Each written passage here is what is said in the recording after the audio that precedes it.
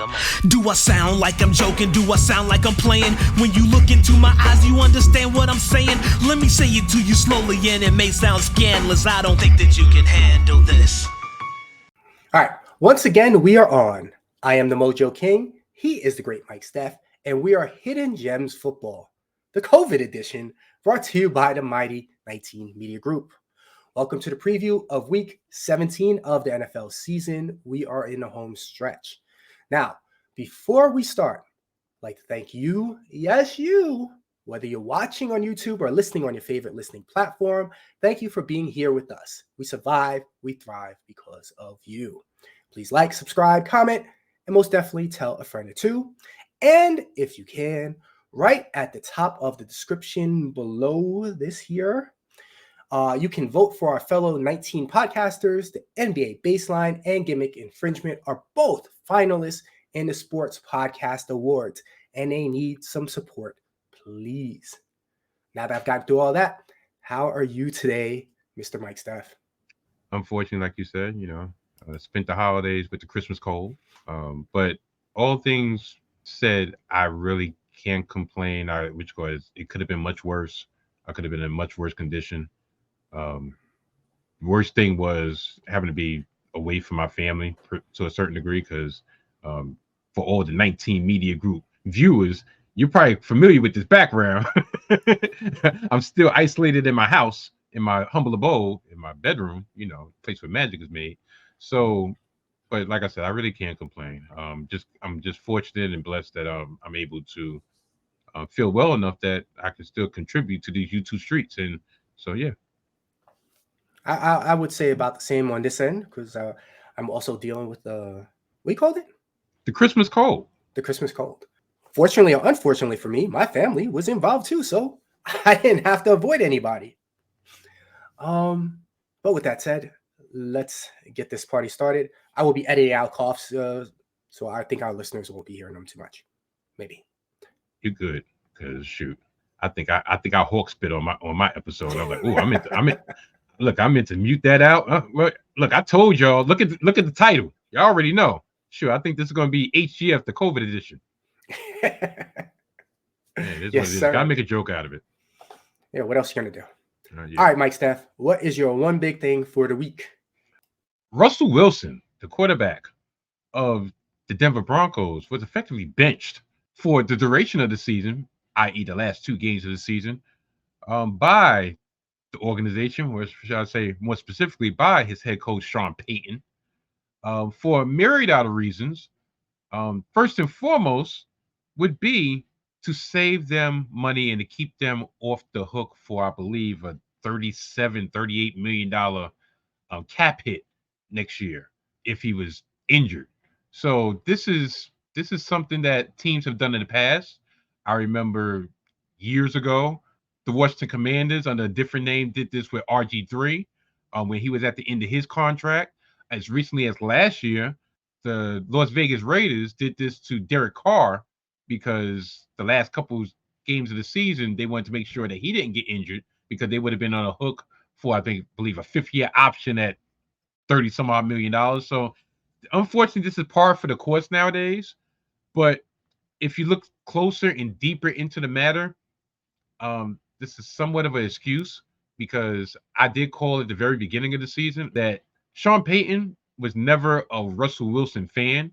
He kind of inherited Russell Wilson. And for them to bring in Jarrett Stidham was a warning sign, with a red flag, if you will, that he wanted somebody that, quote unquote, fit his system more seamlessly than Russell Wilson, especially, I believe, not last week before last in the game against Detroit. There was a scene on the sideline where Sean Payton was berating and cursing Russell Wilson out. And normally a player of Russell Wilson's stature in this league gets treated with more respect by their head coach, whether new or old. And that respect had never been there, even during the offseason. Like, look, whatever happened last year, that ain't going to happen under my watch, which is crazy for Patton Oswalt. Oh, my bad. Peyton Manning. Oh, my bad. Sean Payton, to actually feel like he can rule things with an iron fist. But if you're getting paid $10-15 million a year, by one of the, or should I say, the richest owner in the sport, owned by the Waltons, who actually are the owners of Walmart, then I guess you can throw money around like that. But it's funny that this marriage is coming to an end after 2 years, because he was signed.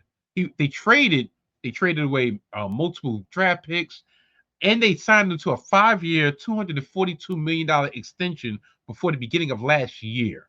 And for this not to even last 2 full seasons, it's kind of perplexing, because if you think about it, they are 1-3 in the last 4 games, right?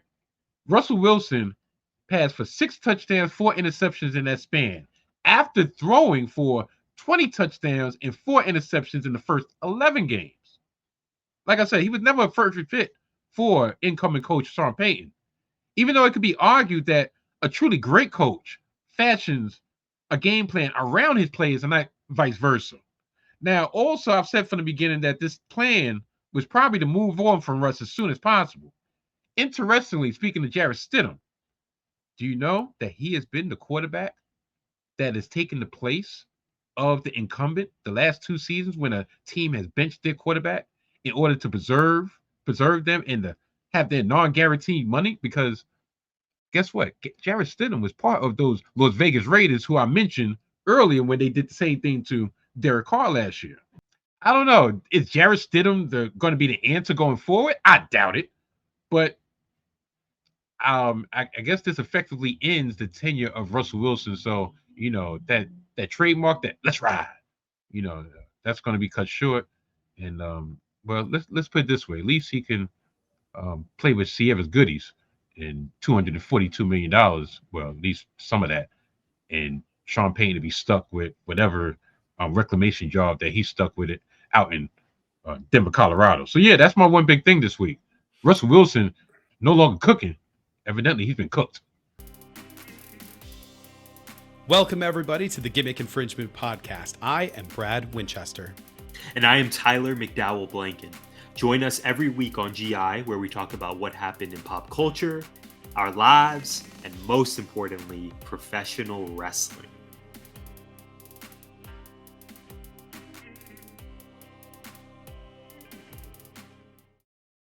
All right. Saturday night game of the week.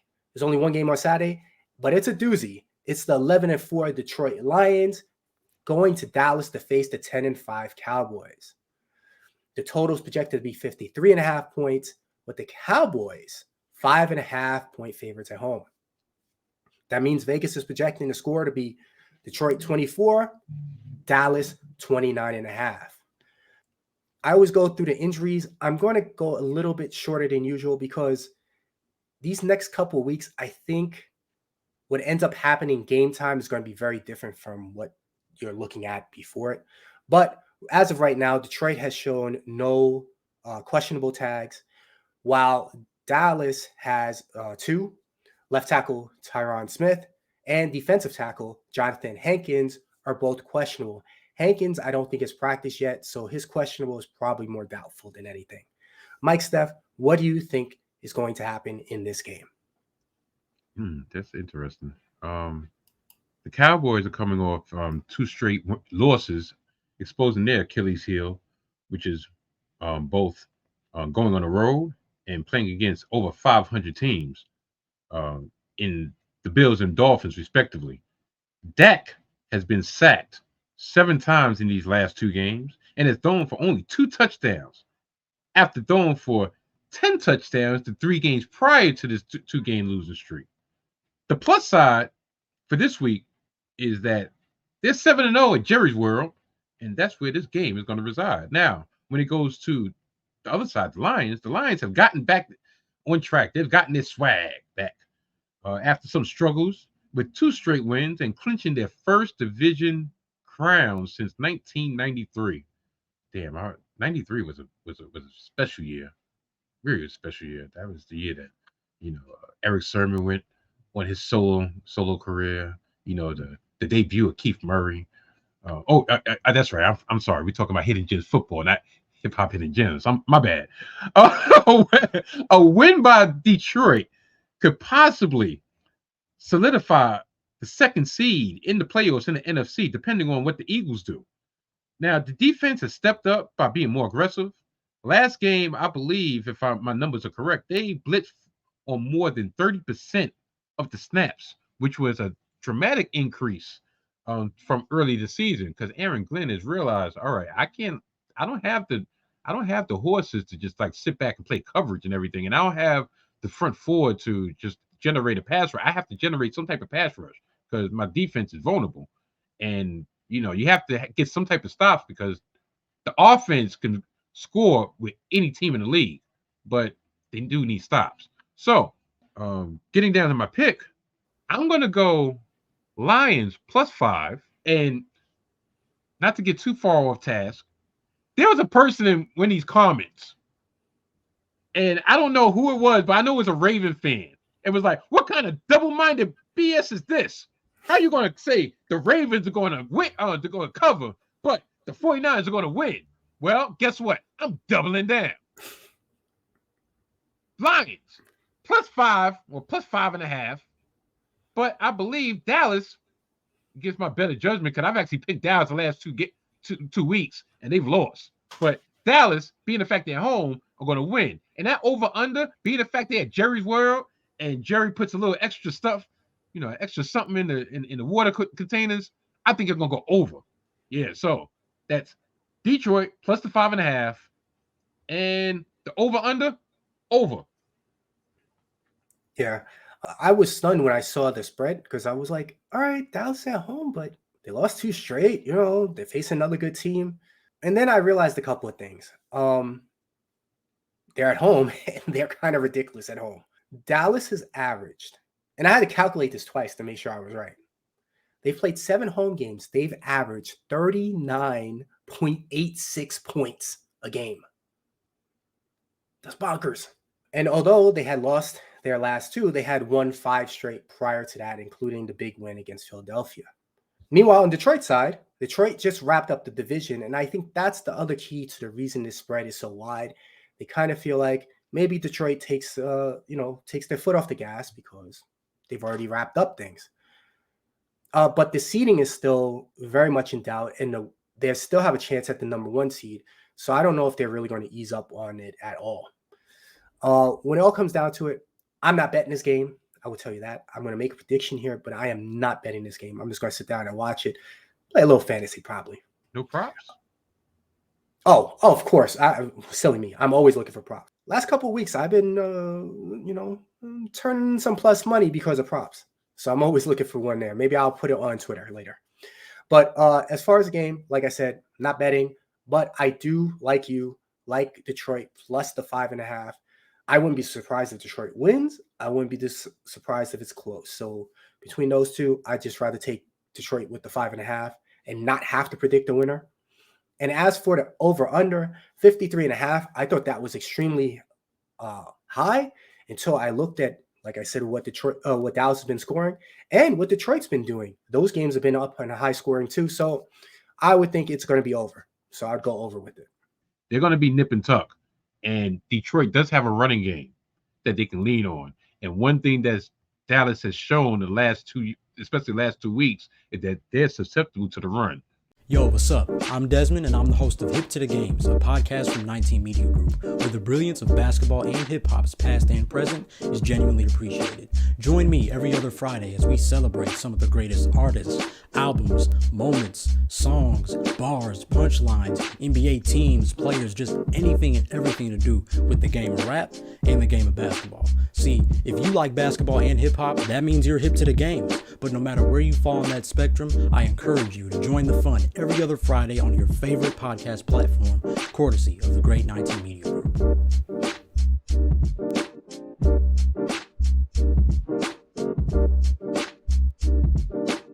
All right, let's move over to Sunday, Christmas Eve, daytime though. We have the 11-4 Miami Dolphins going to Baltimore to face the 12-3 Ravens. In this game, the Ravens are 3.5-point favorites, and the total is projected to be 46.5 points. That means Vegas is saying the Dolphins will score 21.5, while the Ravens score 25. Now, as I mentioned In the other one, I'm not going through all the injuries. And I'm especially not doing it in this game because over 75% of the starting lineup of the Dolphins has a questionable tag. That includes Tua, Mostert, Hill, Waddle. Waddle's likely out. The rest of them I'm not so sure about. 3 of the linemen and a myriad on defense as well. On the Ravens side, on the offensive side, Zay Flowers is the only one that's truly questionable, and I think he's doubtful to play. But they also have a myriad on defense as far as possible injuries. Mike Steph, what do you think about this game? What do you see happening here? Well, I'll start with the Ravens first. The Ravens, unless you've been living under a rock, they're coming off a dominating Monday night butt whooping against the 49ers of San Francisco. For all this talk about MVP, Lamar has to be not only in the convo, but has to be one of the favorites after taking down two of the front runners, both Purdy and Christian McCaffrey. It's almost like he had him in the scope, like, y'all talking about Purdy, y'all talking about McCaffrey, y'all even talking about garbage old Josh Allen behind me. But guess what? I have a chance to go against all these MVP front runners and take them out one by one. So I think that has something to do with a little chip on his shoulder that he maintains. Now, next to his crosshairs, guess who that is? Tyreek Hill and Tua Tagovailoa. Now the Ravens very sneakily have won 10 of the last 11 games. They've won their last 5 games by an average of 12 points per game. Now, going over to the other side, these Miami Dolphins, they've won 5 or 6, since the bye. And coincidentally, they've won 5 of the last 6 games since they lost against the Chiefs in Europe. And now you look back at that game and you're like, even though I think it was 21-14, and at the time we just chalked it up to, they scored a garbage time touchdown, and yeah, they was driving, but they had the unfortunate turnover. Oh, now looking back, especially with how the Chiefs been playing, it probably was closer than we initially thought, because we thought the Chiefs were better than they've turned out to be so far. The only loss in that time span has been that Monday night loss, that Monday night catastrophe against the Titans, where they cost us the 13-point lead with less than 3 minutes to go. On the last 3 games, this is something to keep an eye out on. The last 3 games for Tua Tagovailoa, he's been sacked 11 times. Both of these teams, and I had to actually do my due diligence because I was just going to be like, Baltimore is number 1 in sacks. Guess who they're tied with? I never would have thought this. Miami. They both have 52 sacks on the year from the defense. But the big difference is Tua can't escape. Lamar can escape, as due to the fact that he's leading his team in rushing with like over 750 yards rushing for the year. So I say all that to say this. So I'm going to go Baltimore -3 because Baltimore at home, they're a force to be reckoned with. And that over-under, that's tough. But I guess our famous commenter will be happy, but I'll say they're going to go over because I think Baltimore is going to give Miami the reality check that they sorely need. And maybe, just maybe, with the chance of solidifying that home field advantage, that'll put them over the hump. And also, and I'll shoot some bill to Miami. Maybe if Miami gets dumped by a potential playoff opponent, that'll bring them back to reality and have them better prepared for the playoffs. So it goes twofold. So yeah, Baltimore -3, over under. I'm gonna go over because I think Baltimore is going to be licking their chops at 2.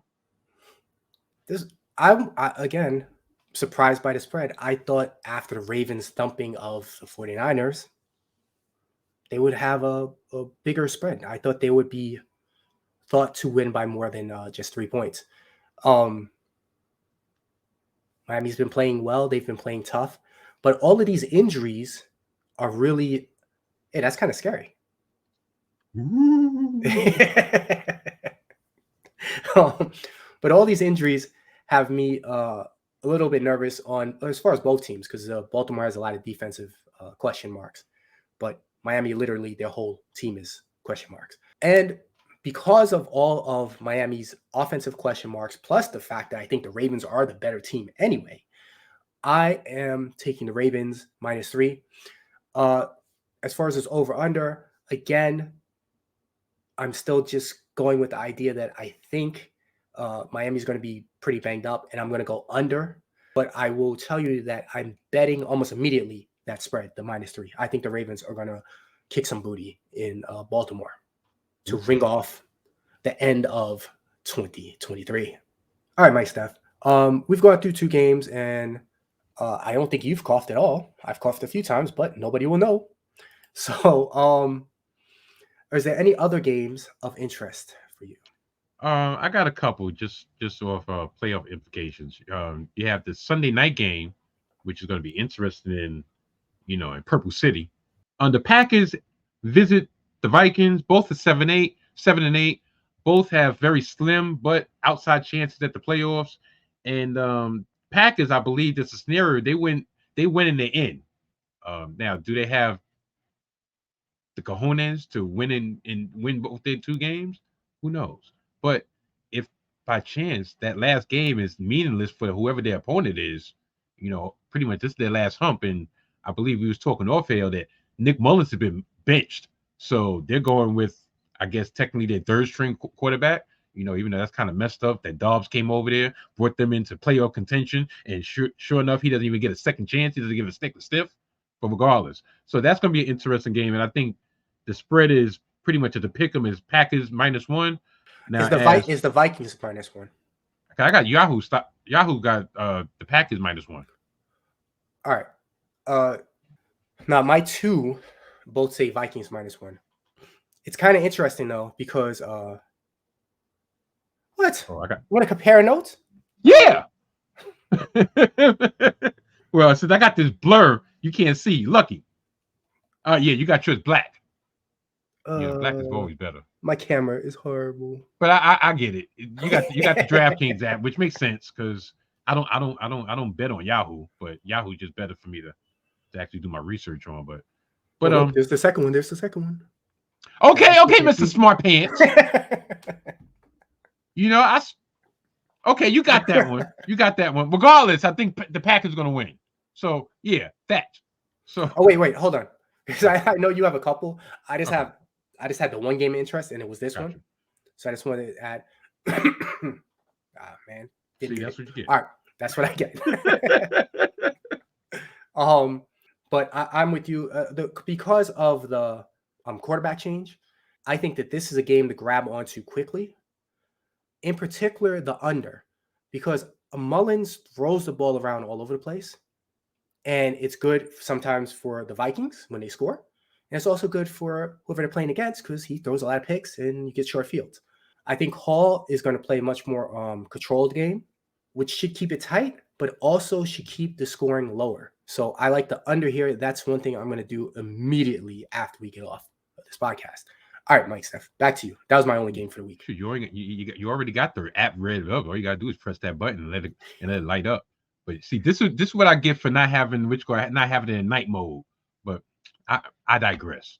The second game on my slate would be the Bengals visiting the Chiefs. Now, this doesn't have the same allure that we had at the very beginning of the season when you thought it was going to be a Mahomes versus Burrow showdown toward the end of the season. But the Bengals are still clinging on to life. They're 8-7. They lost that game against Pittsburgh, put them in peril. Browning, hopefully he can have a bounce back. But in reality, this game is all about the Chiefs. The Chiefs are 9-6. They've lost 3 of the last. They're 3-5 in the last 8 games. They have them favored by 7 points. The over under is 44. Right now, once again, I don't think the Chiefs are blowing anybody out, even though a 7 point is not a blowout, but 7 point is convincing, and they haven't convinced me otherwise. So I would go Bengals plus the 7. At least on the spread that I have. And that over under 44, I would lean under because once again, the Chiefs can't catch a cold. Tell you the truth, I wish I was the Chiefs. I probably wouldn't have caught COVID. So now for the last game, which is the intra-conference matchup, that would have been that's going to be the Pittsburgh Steelers going to the Pacific Northwest against the Seattle Seahawks. The Seahawks are 8-7, clinging on to their own playoff lives after 2 coming from behind victories that actually salvaged the season. Can we call it a hat trick? I believe we can, because any team that's putting Mason Rudolph behind center and pretty much attaching their playoff lives to Mason Rudolph, they deserve exactly what they get. So I'm going to, just for that fact, I'm going to say Seahawks for the victory. Seahawks are favored by 3.5. And why not? Seahawks plus 3.5. And that over under 41, we'll go under. So yeah, those are my 3 games of interest. All right. I already gave you my one. Mike Steph, get us out of here. I'm about to mute myself because I got a cough again. Yeah. So this has been a very sicker than your average edition of the Hidden Gems football. Being the fact this is our New Year's, this New Year's edition, because next time you see us will be 2024. I'd like to wish everybody a happy and healthy New Year, a prosperous New Year, and hopefully everybody gets some good luck and actually win some coin based on your own bets, and hopefully we could try to help you gather some as well. So with all that being said, matter of fact, before I get out of here, remember last week you was telling me about you was trying to get on me about Santa Claus isn't real. I'm still steadfast that Santa Claus isn't real, but I will say that my last week has probably been the revenge of Santa Claus, because Santa Claus probably sprinkled some pixie dust, in my direction I inhaled, and and ended up getting this cold. So with all that being said, Happy New Year. Oh yeah, Happy Kwanzaa, because we're on the 3rd day of Kwanzaa. So I forgot what the 3rd day is, but pretty much Happy Umoja, which is unity. So thank you. Hidden Gems football. It's been a part of